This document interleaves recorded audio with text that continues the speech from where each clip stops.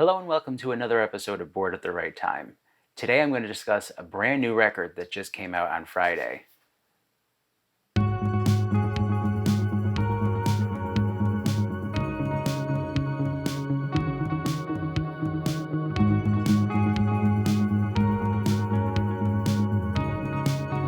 Okay, so Robert Plant and Alison Krauss, the title is Raise the Roof. And this is their collaboration album. This is the follow-up to the 6-time Grammy Award-winning album, Raising Sand. So I have multiple copies of Raising Sand, and I just kind of like the tempo, the tone of the record. It's got a very classical kind of bluegrassy, bluesy, country. It's just got that old vintage vibe. So it sounds like it was recorded in the late 50s, early 60s. It just has that sound to it. And I think Robert Plant's voice is still pretty good, considering he's in his early to mid 70s. And I like Alison Krauss's voice because it kind of cuts through the huskiness of Robert Plant's voice. And again, this album is produced by T Bone Burnett.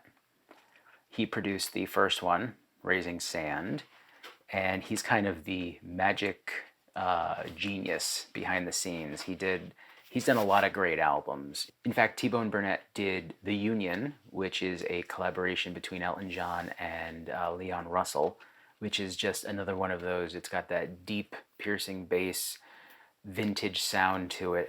He's got a very distinct producing style, and I enjoyed that record as well. And the first side is excellent, actually. And the first song, it's called Quattro, and then in parentheses it says World Drifts In. Here's the track listing. So this song starts kind of slow. I was like, okay, not quite the way to start an album. But then the lyrics come in, and you kind of hear the voices melding together, and it really sounds good. Then they have a Everly Brothers written song, and there was also an Alain Toussaint song. It looks like there's one original, which was written by Robert Plant and T-Bone Burnett. It's called High and Lonesome.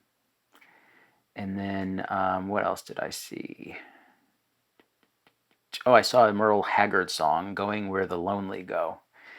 Yeah, so this is the indie exclusive version. It's got different artwork. There's usually like a Ferris wheel here. And to be honest, this album artwork looks much better than the one that they picked. I just think that this looks much better than what they chose. And then it is a gatefold, so you have this with all the lyrics, which is kind of cool, right? Yeah, so let's talk about some of the people on this record. Bill Frisell is on here. He's a great jazz guitarist. It says produced by T-Bone Burnett. So this was recorded at the Sound Emporium Studios in Nashville, Tennessee. I don't know that studio. I'll have to do some Googling. But yeah, so this is a really nice surprise. This is nice artwork, and the other thing is that the record is very thick. It doesn't say it's 180, but I'm pretty sure it's 180. And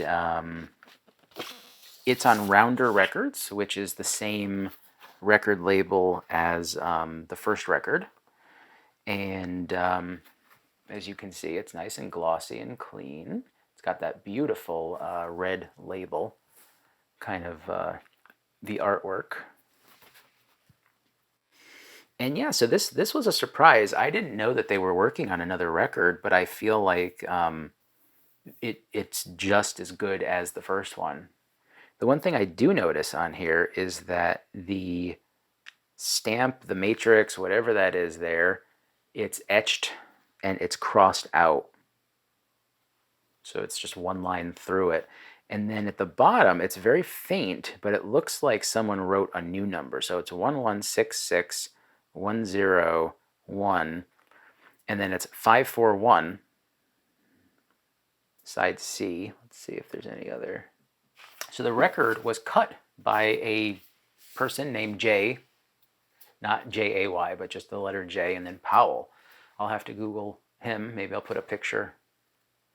But yeah, so it's on 2 records, and they do appear to be 180, even though it doesn't say that. Usually it advertises it, but that's clear that it's 180.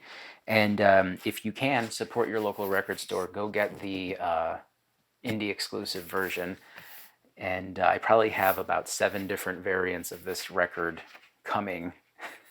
But I made a trip out to my local record store purposely to get this today, and I couldn't be happier with that decision.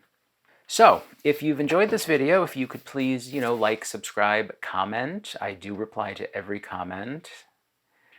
I'd appreciate it. I'd love to hear from you, and if you have any suggestions or ideas on how we can make it better, different, whatever, I'm open.